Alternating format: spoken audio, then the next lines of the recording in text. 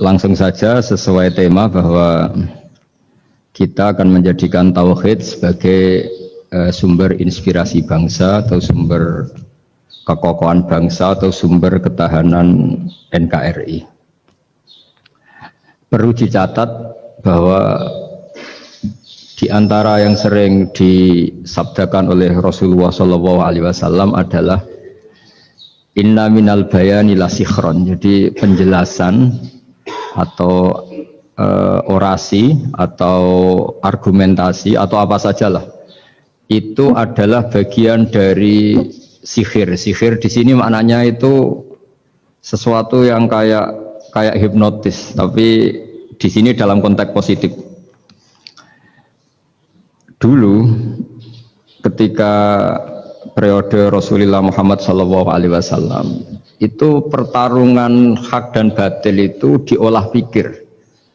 Olah pikir yang diterjemahkan oleh artikulatif atau sistem verbal.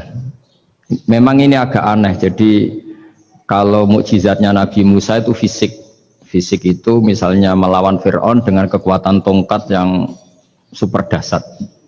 Sehingga Laut Merah dipukul sama tongkatnya Fir'aun, kemudian tongkatnya Nabi Musa, kemudian bisa membelah jadi jalan, Fir'aun tenggelam. Begitu juga nabi-nabi yang lain ada kekuatan fisik yang bisa dilihat sebagai mukjizat.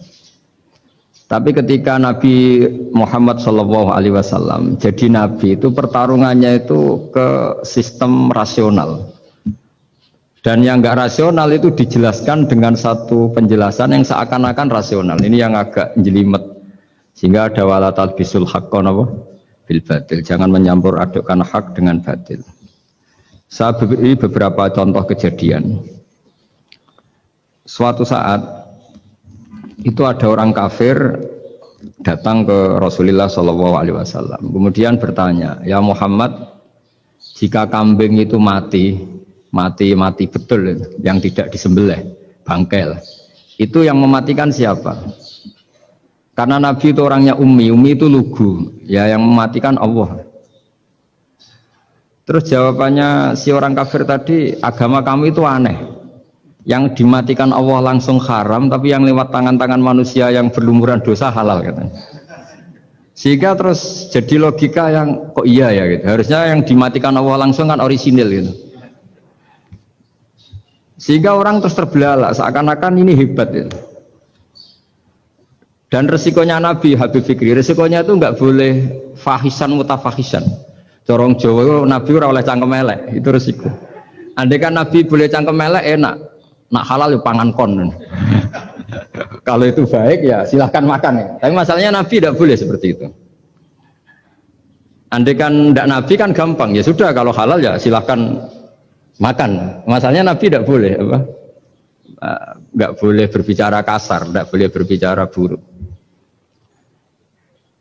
Terus ada lagi beberapa kejadian yang seperti itu, yaitu masyhur suatu saat Sayyidina Ali didatangi seorang kafir juga Yahudi. Ali, kakimu angkat satu, diangkat sama Sayyidina Ali.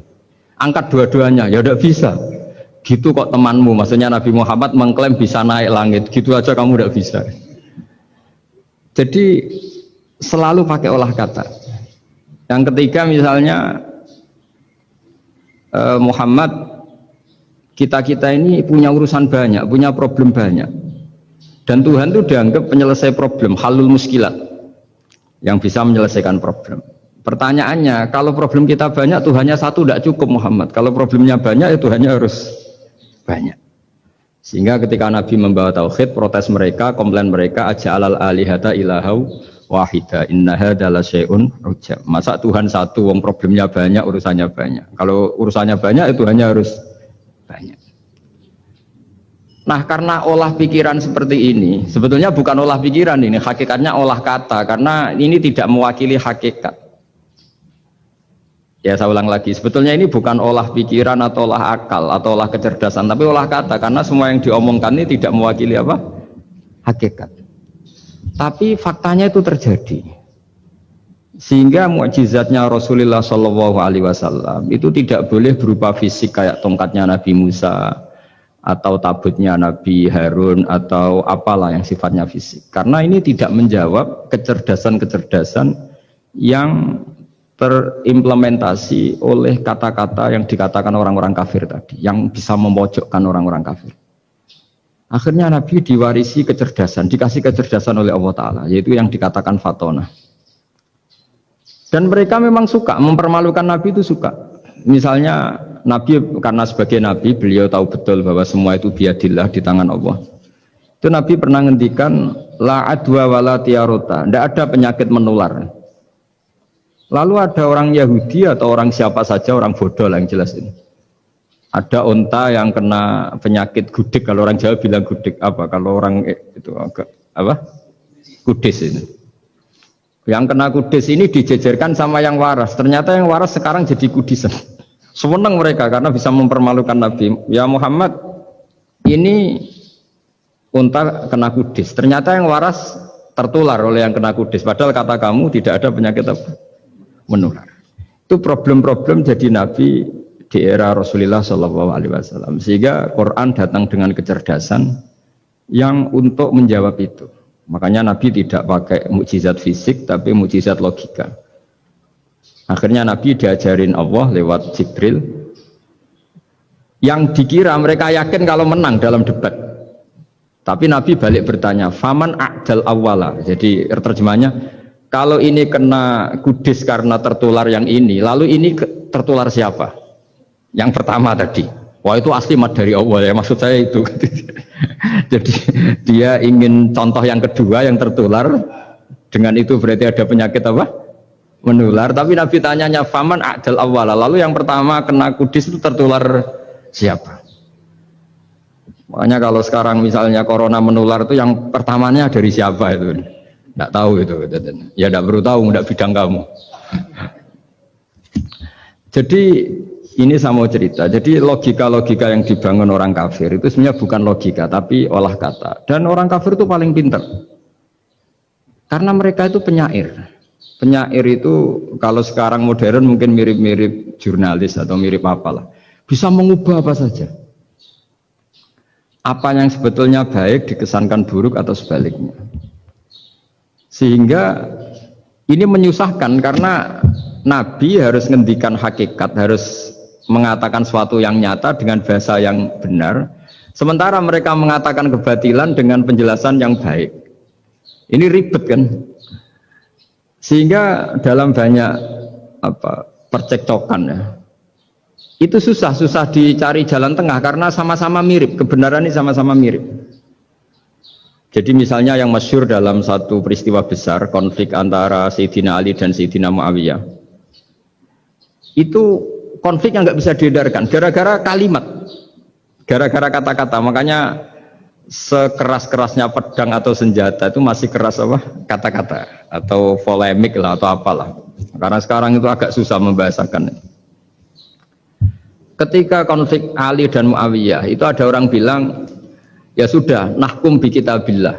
Sudah sekarang kita kembali ke kitabillah. Itu mereka megang mushaf. Mushaf ini yang saya pegang namanya mushaf. Seakan-akan itu benar karena orang Islam harus kembali kepada kitabullah. Pertanyaannya lalu Ali kata Ali, fadorobal mushafa biyadihi. Sayyidina Ali nepuk mushaf ini keras sekali. Sal hadal mushaf kata Sayyidina Ali. Kalau kita harus kembali ke Quran, coba tanya ini. Mushaf ini ya, mushaf seperti milik saya ini. Akhirnya orang-orang Khawarij bilang, innama huwa warakun wa madadun. Itu hanya kertas sama tulisan. Bagaimana mungkin kita bertanya? Pas itu adalah orang Khawarij itu orang yang nggak mau ngakui Ali, juga nggak mau ngakui Muawiyah. Dan Sayyidina Ali sama Sayyidina Muawiyah sudah sadar mau bikin mediator, mau bikin solusi jalan tengah. Jadi sebenarnya dua beliau itu orang baik. Gara-gara diprovokasi orang Khawarij, terus jadi bentrok.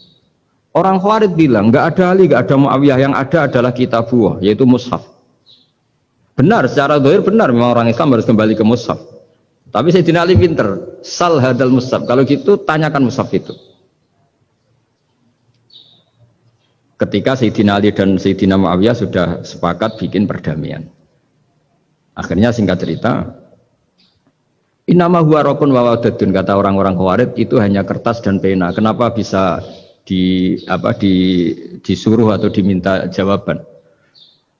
Terus kata Sidina Ali, nggak bisa toh kamu tanya Mus'ab, ya tidak bisa. Makanya tanya saya katanya.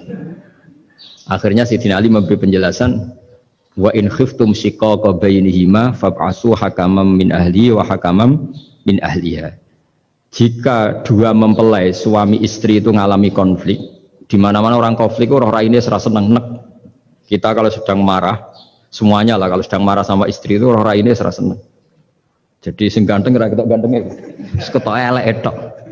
Sehingga kalau ngomongi anaknya, dasar nakal kok bapak gitu. Bapak ya gitu, nanti dasar cerewet koyo ibu Makanya alhamdulillah banyak anak kita yang mewarisi nakalnya bapaknya dan nakalnya ibunya. Karena sabdonya mesti seperti itu. Jadi anak kita ini korban cara ngomong kita. Maka kita tidak wali itu harus syukur karena omongannya nggak mandi. Itu kalau kita wali, itu anak kita jadi orang buruk semua. Karena kita ngomong dasar goblok koyo ibu Jadi ibu dasar nakal koyo bapak Berarti anak kita punya status goblok dan nakal. Tapi alhamdulillah yang ngomong itu tidak wali sehingga diabaikan saja sama Allah. Gak penting. Omongannya orang tidak wali itu tidak penting. Makanya tidak wali itu tetap punya sisi positif. Kalau ngomong tidak ngefek. Tapi kalau wali itu direspon sama Allah. Langsung ya. Tapi kalau wali ya tidak ngomong gitu. Jadi kalau orang nggak suka itu nggak boleh ketemu. Karena tambah benci. Sehingga butuh mediator. Itu sudah. Ini termasuk ilmu psikologi Quran. Kalau orang sedang tidak cocok itu nggak boleh ketemu. Pakai apa? Mediator. Jika suami istri sedang konflik, itu sebaiknya, seharusnya atau sayugyanya itu kirim mediator. Fab'atsu hakamam min ahli wa hakamam min ahliha. Iyurida islaha yuwaffiqillahu bainahuma. Terus kata Sidina Ali, wa amru ummati Muhammad a'dhamu min amri rajulin wa imra'atin.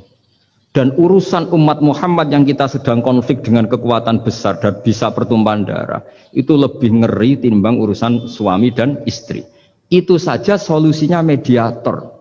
Artinya sesepele itu urusan pribadi saja Allah menyuruh ada mediator. Apalagi urusan kita yang lebih dahsyat. Akhirnya mereka ngakui cara istimbat, cara ngambil kesimpulan Sidina. Jadi ini masalah-masalah yang orang bilang seakan-akan benar. Sudah kita kembali ke Quran, kembali ke Quran. Quran yang mana? Wong kamu tidak paham. Lama-lama tanyanya cetakan mana ini? Ribet kan? Makanya saya ini bikin gerakan besar-besaran yang dulu saya ngaji tafsir lama sekali dengan Mbah Mun. Ngaji sama bapak saya, sekarang alhamdulillah sering diskusi sama Pak Quraisyab. Karena kita ini butuh dan saya punya teman akrab Gus Zofur juga doktor tafsir. Ya kalau kamu ingin tak sebut ya punya teman kalian semua untuk mengkaji apa? Tafsir.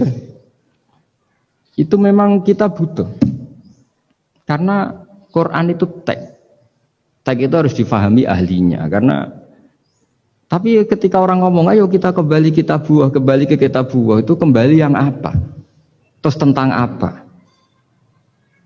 Sehingga banyak orang yang entah saking angkuhnya, entah saking benarnya tidak tahu. Saya tidak mau kembali kepada Quran. Kenapa? Saya tidak pernah keluar, saya di situ. Kembali itu kan sudah keluar baru kembali.